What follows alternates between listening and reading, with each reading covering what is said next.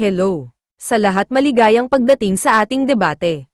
Ngayon tungkol sa tema, sino si Jesus? Pakinggan natin ang unang opinyon.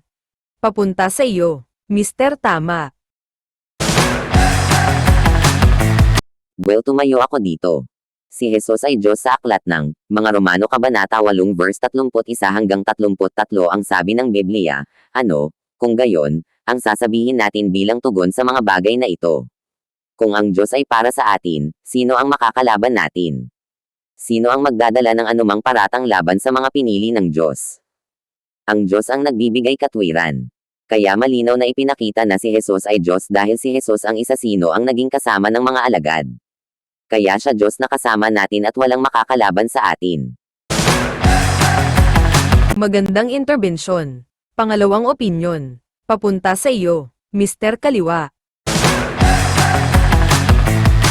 Nandito ako para tumayo, na si Jesus ay anak ng Diyos dahil sa Aklat ni Juan, Kabanata 3, verse 16 hanggang 17. Ang sabi ng Biblia, sapagkat gayon na lamang ang pag-ibig ng Diyos sa sanlibutan kaya ibinigay niya ang kanyang kaisa-isang anak.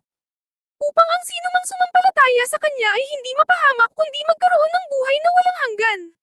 Sapagkat hindi sinugo ng Diyos ang kanyang anak sa mundo upang hatulan ang mundo, ngunit upang iligtas ang mundo sa pamamagitan niya.